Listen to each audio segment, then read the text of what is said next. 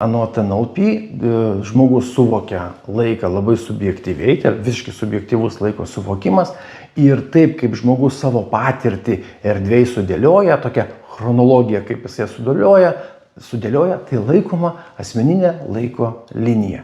Ir kai eina kalba apie laiko linijas, iš principo apie laiką, du tokie pagrindiniai momentai. Vienas momentas tai, kas mums pažįstama praeitis, dabartis čia ir dabar ir ateitis. O kitas momentas, kaipgi aš tą praeitį, ateitį, dabartį konstruoju, sudėlioju erdvėje. Tai pradėsiu aš nuo to, kad praeitis, dabartis, ateitis. Žmogaus kalboje galima girdėti, kur daugiau jisai linkęs. Jeigu jis daugiau kalba apie tai, kaip ten kažkas kažkur kažkada buvo, tai jo daugiau dėmesys, arba jis daugiau savo tą resursų daugiau mato, arba savo patirtį daugiau mato būtent praeityje. Trūkumas tokio, kad čia ir dabar ir ateities perspektyva dėmesio mažiau jau skiria. Jeigu žmogaus kalboje daugiau yra, čia ir dabar, būti čia ir dabar, aš dabar darau, aš dabar esu, aš dabar veikiu, jisai daugiau kalba apie tai, ką jis dabar turi, ką jisai veikia, ką jisai daro, toks daugiau esamasis laikas, esamasis momentas, tai faktas, kad daugiau jo santykis čia yra su esamuoju laiku, su dabartimi. Tai klausimas, ar yra galimybė nukeliauti į praeitį, paimti reikiamų resursų, žinai, ir yra galimybė planuoti kažkokius tai kelti tikslus ir taip toliau ir panašiai.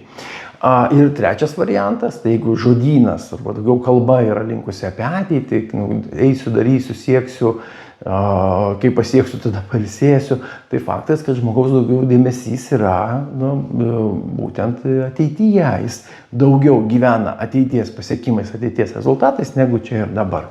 Ir negu pasisėmė kažkokios tai energijos, kažkokių tai resursų iš praeities. Taigi tokį kraštutinį atvejį, kad būtų vien tik praeitis, arba vien tik ateitis, arba vien tik čia ir dabar, sudėtinga rasti, bet tam tikram kontekste mes tikrai galėtume tai išgirsti. Tam tikram kontekste, tam tikrom sąlygom. Kalbamės, kaip gyveni, kuom tu dabar gyveni, kas pas tave gyvenime dabar vyrauja. Ir ta istorija, kuri yra, jau gali būti, kad žmogus kažkur tai tą savo dėmesį labiau nukreips. Tai nei gerai, nei blogai, jo gali būti, kad tam kontekste toks santykis su juo gyvenimu, su jo laiku. Prisirišti prie to, kad jisai tik tai į tą linkęs nebūtų gal teisinga, nebent jau visiškai žmogus neturi praeities, arba sako, neturi ateities, nemato jokios vizijos, arba visiškai skipina praeitį, sako, viskas, uždariau duris, viskas tik į priekį. Okei, tokie įsireiškimai irgi būna. Tai čia santykis su tuo dabartim, praeitim ir ateitim. Kitas tas elementas arba kitas priėjimas, kaipgi žmogus mato tą laiką, net kokią tą chronologiją. Yra du laiko suvokimo būdai, bent jau taip skiriama. Vienas laiko suvokimo būdas arba ta laiko linija vadinama asocijuotas laikas, kai žmogus aplink save mato visus tos įvykius. Tarsi laiko linija, jeigu tai būtų linija, eitų per jį. Ir tokiam burbule yra, visa ta diena yra vos ne čia ir dabar. Tai reiškia, kad jis mato savo dieną ne iš šono, ne kaip dienotvarkę, ne kaip kalendorių, o jam įvykiai eina vienas pro kito, jis taip perleidžia per savo kūną. Galima, spėjama, kad tas asocijuotas laiko suvokimas tai labai padeda išgyventi, pilnai išgyventi, įsijausti, mėgautis procesu, pojūčiais čia ir dabar. Trūkumas šito momento, kad žmogus nelabai jaučia laiko rėmų, laiko ribų.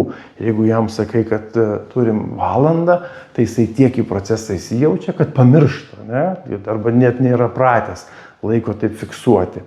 Tai asocijuotas laikas, aš gyvenu laike. Jeigu tai laiko linija, tai ne prieš mane, o aš laike. Visą laiką esu su savo laiku. Kitas būdas arba kitas laiko suvokimas yra disocijuotas arba aš šalia laiko linijos. Paprastai, kaip mes skaitome, iš kairės į dešinę. Tai kairė kaip praeitis, čia per vidurį knyga, tai čia ir dabar, ir dešinė į ateitį. Kiekvieno asmeninė, kairė ir dešinė. Ir paprastai tai taip ir būna, kad žmogaus prisiminimai kažkur tai kairiai, čia ir dabar kažkur prieš jį, erdvinę sinesteziją jau paminat, ir paskui ateitį kažkur tai dešinien. Tiesa, Priklausomai, vėlgi, labai subjektyvus tas laiko suvokimas.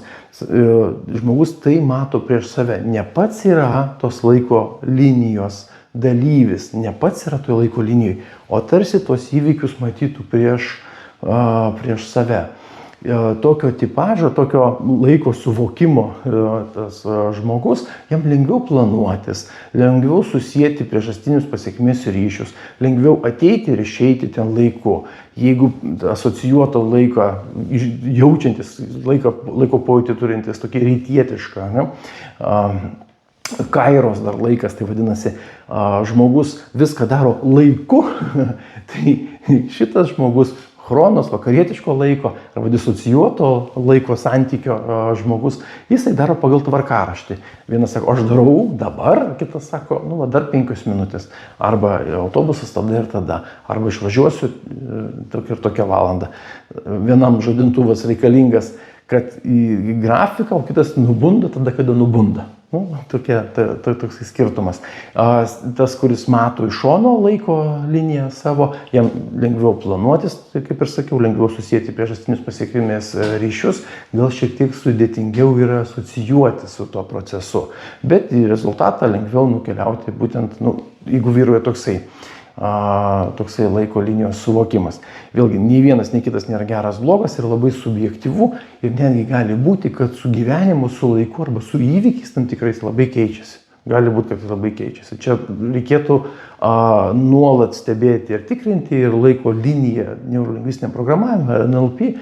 Mums labai reikalinga praeitis, dabartis, ateitis terapinėse technikose, o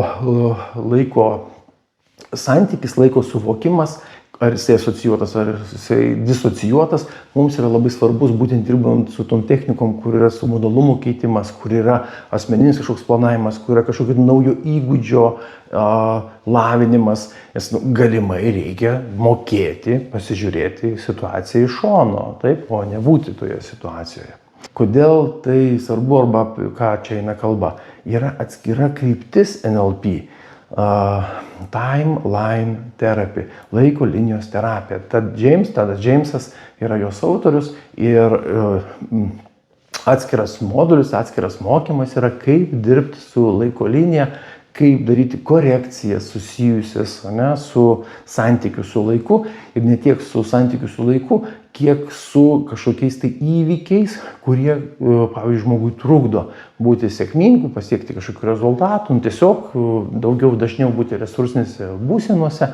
Tai tokia laiko linijos terapija, labai daug asocijuoto laiko, labai daug disocijuoto laiko, jinai padeda viena iš tokių terapinių krypčių, kaip tvarkyti su tais sudėtingais emociniais išgyvenimais. Helperiams laiko linijos suvokimas, žinojimas ir matymas padeda teisingai sudėlioti akcentus tuose pačiuose erdviniuose inkaruose.